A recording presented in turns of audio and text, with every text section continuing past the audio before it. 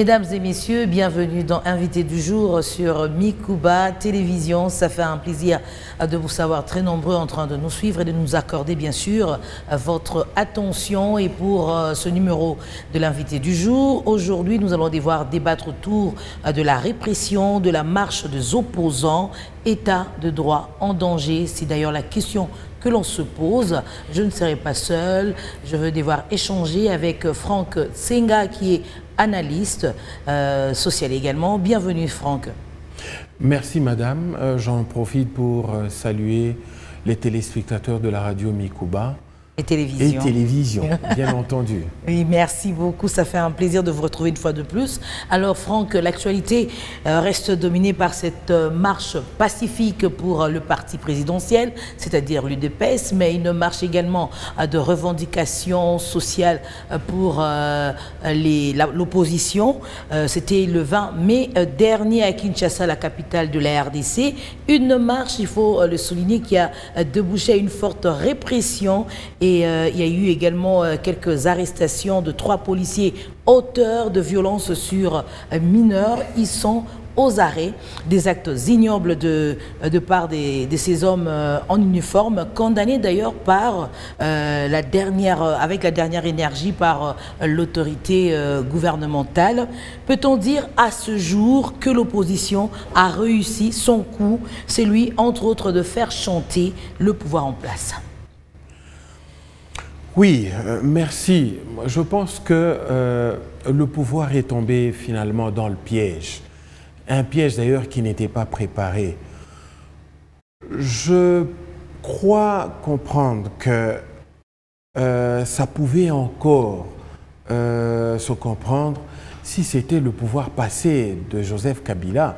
Joseph Kabila lui-même qui n'a jamais été élevé dans une famille démocrate avant qu'il ne soit à la présidence. Okay. Mais une fois à la présidence, je pense qu'il a été pris au dépourvu avec des marches populaires de l'opposition, en tête desquelles l'UDPS. Oui. Mais on ne pouvait jamais imaginer et concevoir un seul instant que c'est l'UDPS qui serait en tête de pouvoir réprimer ces forces, étant donné que Félix a grandi dans une maison de démocrates, voyez-vous. Donc nous disons que c'est une grande déception quant à... Vous, la population ou de l'opposition?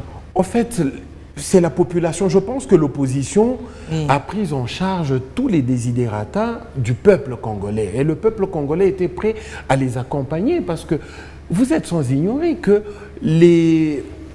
disons que les raisons pour lesquelles ils se sont déversés dans la rue sont populaires. Toute cette histoire qui se passe à la CENI, le désordre, on prépare pratiquement une tricherie avec des opérations opaques. La crise, il y a la crise, le peuple souffre, l'insécurité. Donc si finalement on a cessé d'exister en tant que peuple et nous sommes dans une position d'attentiste quant à espérer des dirigeants de faire quelque chose en notre faveur. C'est ainsi que le peuple s'est retrouvé dans ses revendications et ils étaient prêts à accompagner l'opposition, voyez-vous. Voilà. Mais ce n'est pas avec Félix Tshisekedi qu'on pouvait voir toute cette répression dans le sang.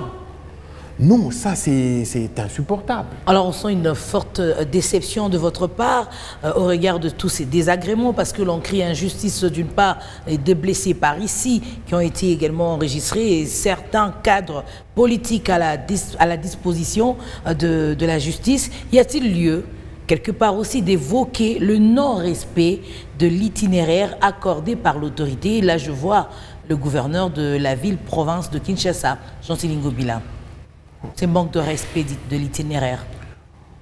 Bon, moi je pense que ça, il est entré dans ce que je considère comme subterfuge pour pouvoir démoraliser les troupes de l'opposition.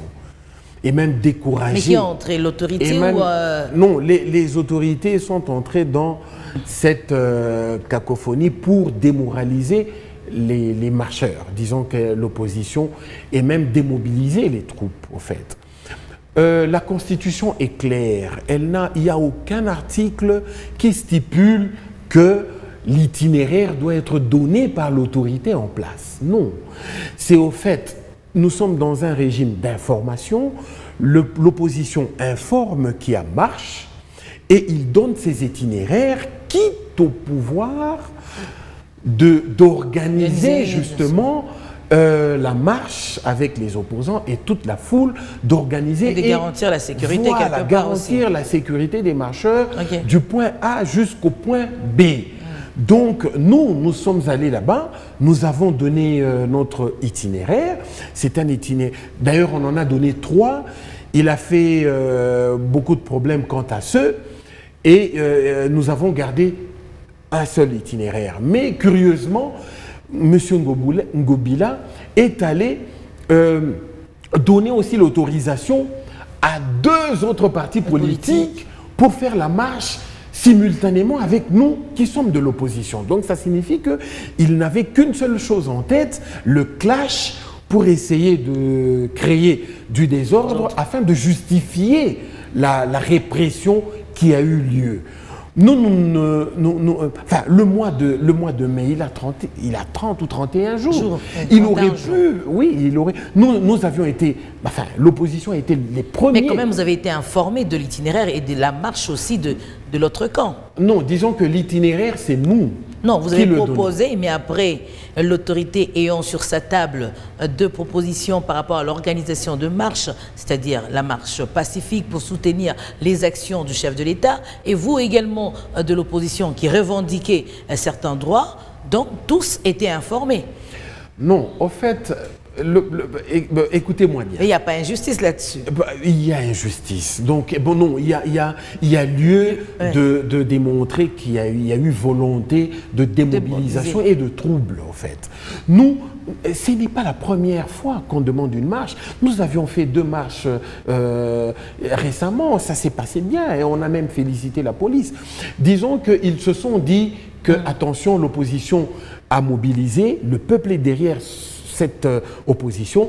Je pense que l'idée du pouvoir, c'était il ne voulait pas que le monde soit témoin du fait que le peuple est derrière l'opposition. Ils ont peur de ça. Le monde et même la communauté nationale. Voilà, ils ne veulent pas faire voir que le peuple est derrière l'opposition. C'est tout le problème. Nous, on donne l'itinéraire. Cette histoire d'itinéraire, c'est nous, pas eux. Mais figurez-vous, madame, c'est un peu comme à Kolwezi, ici pour me faire comprendre.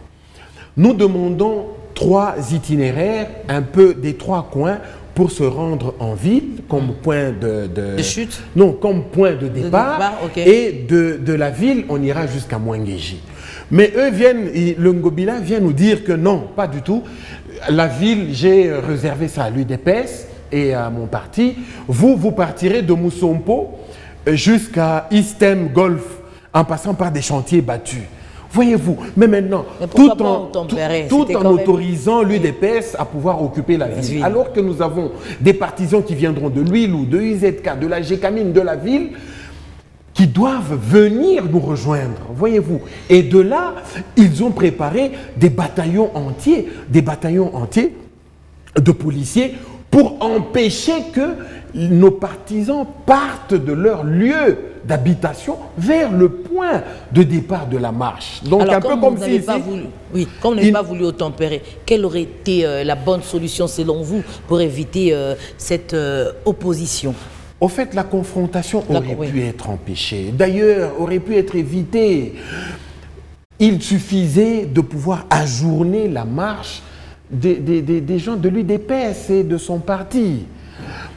Eux, ils ont fait leur concert de Union Sacrée Musica au Stade des Martyrs le mois passé. Vous avez dénommé alors. Mais oui, ils ont fait leur concert là-bas. Oui.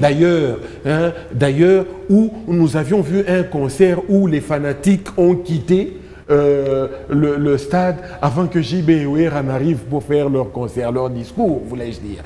Donc, les gens de l'Union Sacrée, tout le présidium, là, ils sont arrivés alors que le stade était vide, chacun avait déjà empoché son argent. Okay. Nous les avons laissés tranquilles. C'était une parenthèse. Nous les avons laissés tranquilles. Mais ils devaient nous laisser tranquilles. Le gouverneur a pour mission la paix, la quiétude populaire de la ville. Il devait dire non, ces gens ont demandé, ils ont fait la demande avant tout le monde, avant vous, laissons-les marcher. Et le lendemain, on pourra vous programmer aussi. Donc, il a fait ça dans un but d'organiser une confrontation afin de justifier une répression. Ça, on n'est pas d'accord. On n'a pas été d'accord du tout. Parce que vous aviez vu ce qui s'est passé. Oui. On a violenté les gens. Nous avions même notre vice-présidente de la Ligue des femmes qui a été déshabillée, littéralement. Une dizaine de policiers qui a déferlé sur elle, elle a été déshabillée alors que c'est mère d'enfant, femme de quelqu'un. Non, vous aviez vu comment, ce que je n'arrive pas à comprendre, d'ailleurs c'est une question que je pose au gouvernement et au président Félix Tshisekedi. Comment vous expliquez qu'une milice, des gens, des civils qui se font accompagner par des policiers dans leur jeep et venir séquestrer et tabasser des pauvres manifestants au vu et au su, aux yeux de la police. C'est ça que je n'arrive pas à comprendre. On a séquestré les gens, il y a un enfant, il y a eu, l'image a tourné dans le monde entier, un enfant de 12 ans qu'on a tabassé par une quinzaine de policiers. Je me demande, mon Dieu, on a affaire à des couloirs. On a posé la question de savoir s'il était de quel parti politique d'ailleurs. Oh, mais ridicule. Tout un ministre de l'Intérieur qui arrive au chevet d'un enfant en agonie, qui était complètement ébouriffé, les côtes brisées, sa tête, je ne sais pas, il a des hématomes. Mais un ministre qui vient demander à un enfant de 12 ans, alors que c'est lui qui agrémente des partis, il vient demander à un enfant de 12 ans de quel parti tu... Ah non, mais... Bon, parmi les réactions, on a également cette réaction sur la toile du prix Nobel de la paix, le docteur Denis Mukwege, qui est monté au créneau. Il a dénoncé les bavures policières sur les manifestants. Est-ce que cela peut justifier le recul de la vraie démocratie? En fait, nous vivons déjà un recul. Nous avions fait plusieurs bonds en arrière. Ce n'est pas seulement Denis Mukwege qui a condamné. Mais n'oubliez pas que l'ambassade américaine, les USA, ils ont condamné les violences qui se sont déroulées. L'Union européenne a condamné. Et même des ONG de droits de l'homme indépendantes.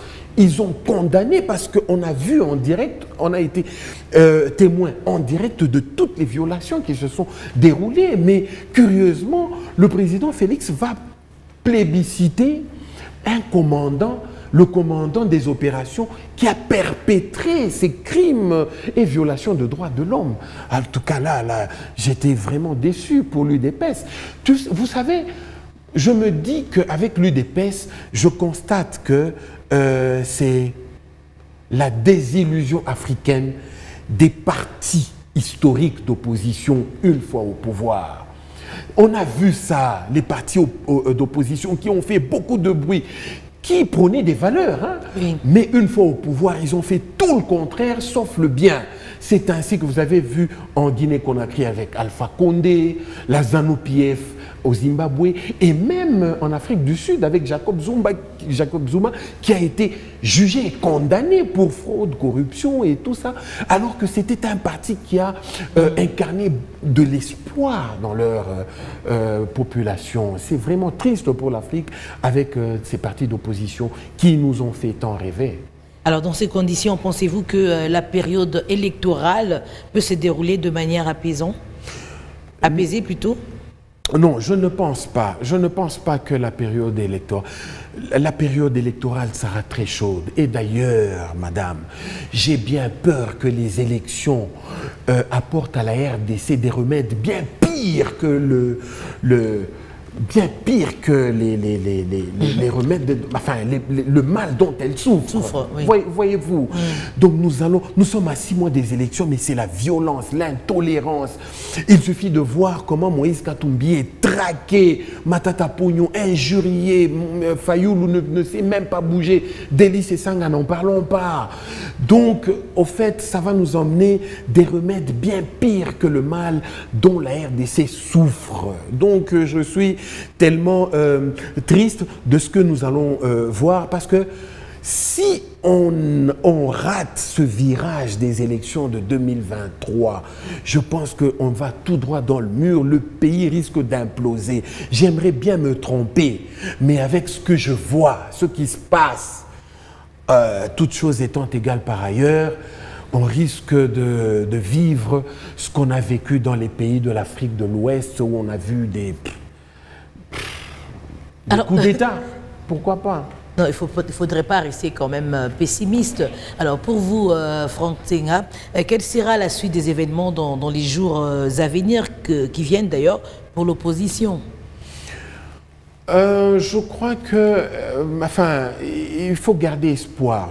Je crois que l'opposition doit garder la pression, doit maintenir la pression pour essayer de remettre les pendules à l'heure et de voir le pouvoir rentrer au bon sentiment, voyez-vous. Donc le pouvoir doit faire tout pour garantir la sécurité, le bien, la quiétude et même le développement du peuple. Les élections ne sont pas une fin en soi. Et même la liberté fondamentale aussi. Les libertés fondamentales. Des citoyens. Vous savez, il y a une vie après la présidence, il y a une vie après avoir été député.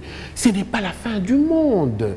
Si le peuple estime que vous aviez été insuffisant, incompétent et même vous n'aviez pas été à la hauteur du défi que le Congo faisait face, vous n'avez qu'à partir. Et tout bonnement, nous avions vu des présidents dans certains pays africains qui jouent aux dames, ils sont rentrés sur le banc des... Enfin, ils ont pris la craie pour entrer au tableau, enseigner les enfants.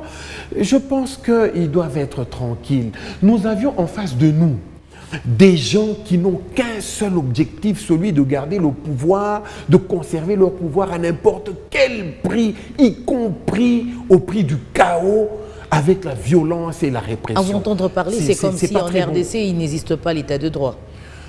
Vous savez, on est loin de le vivre. Ça n'a été qu'un slogan. Que ça soit une réalité. Ça n'a été qu'un slogan. Nous avions été enfarinés par l'UDPS, hein, pour ne citer que ce parti phare-là, qui a combattu pendant 37 ans.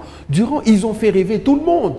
Mais aujourd'hui, ils font tout le contraire. Ils sont même pires que le pouvoir de Kabila, qu'on a tous décrié ensemble avec eux, alors qu'ils étaient victimes justement de la barbarie des anciens régimes. Ils en ont perdu, ils ont coulé leur sang pour ça.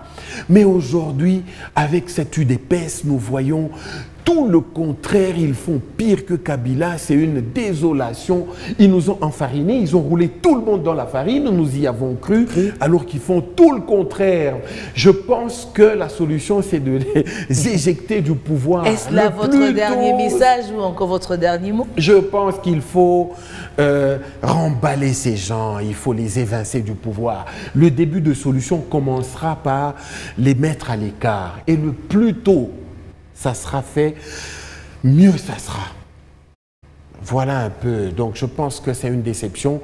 On doit faire les choses autrement, rester dans la dynamique, maintenir la pression quant à l'opposition. Et d'ailleurs, pas plus tard qu'hier, nous avions pris la décision de ce jeudi, demain, de faire un sit-in à la CENI pour que la CENI prenne les choses en main au sérieux. Le jeudi 25 mai. Et effectivement. Et de pouvoir nous organiser des élections libres, transparentes, inclusives et justes. Comme ça, de la légitimité, on pourra espérer une dynamique de changement pour marquer un autre paradigme pour ce pays. Alors, bonne chance pour vos combats, alors. Je pense que la chance est de notre côté. Vraiment, c'est un plaisir, Franck Nsenga, de pouvoir échanger avec vous.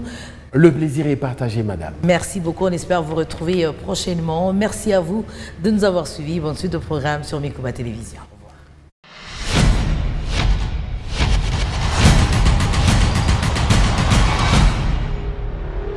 Voilà.